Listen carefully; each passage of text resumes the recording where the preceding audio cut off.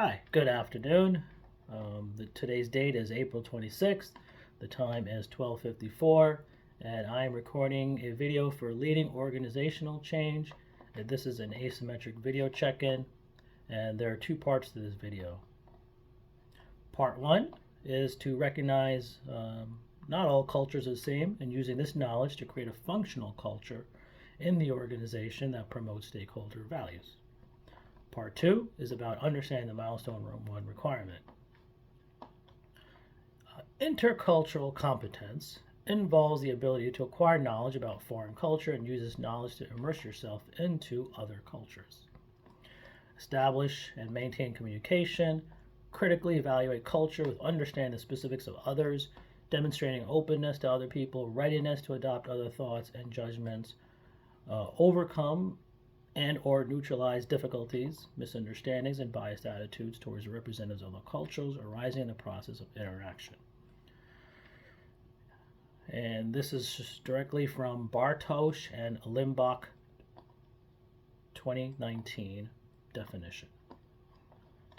What does this mean to us? Well, we will be communicating not only with the Vice President of the U.S. branch, but we'll also want to connect with our Singaporean management team. We will need to explain to them the nuances, values, and what inspires employees.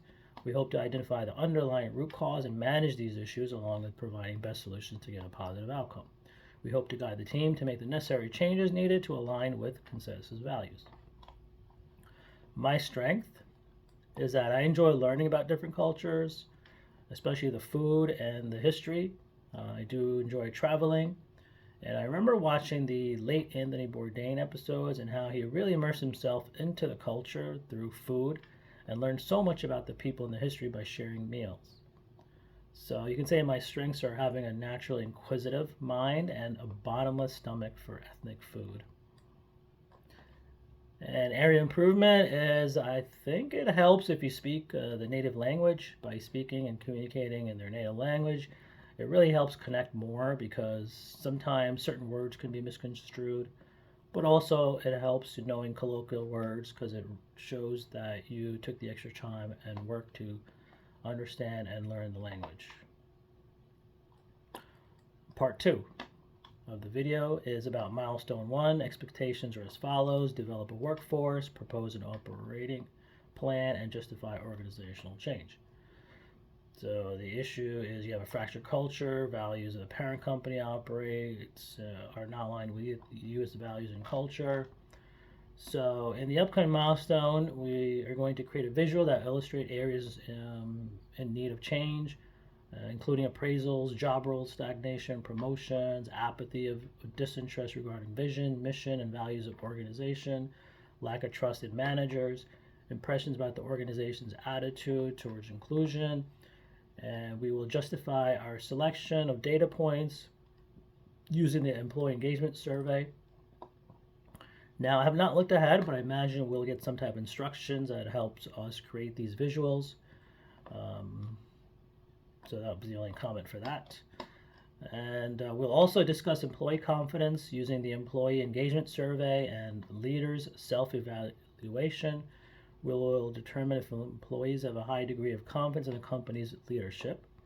And we'll explain the urgency for change at the employee and leadership level. We'll also analyze the middle manager's role in creating an adoption mindset and how would they serve as bridge between the senior leaders and the frontline staff, and are they ready to take ownership of the change.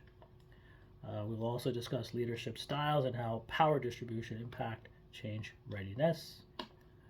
And we'll also identify opportunities to increase change readiness, trust at the U.S. branch, and why are some employees more accepting of change while others might be reluctant, using a forms resistant grid to explain the common reasons for resistance to change, and we'll also explain cultural considerations between the Singaporean headquarters and the U.S. branch that may have created difficulties, summarize the importance of cultural considerations, explain how Ofsted's model helps with cultural differences, and also discuss how it may result in misunderstanding.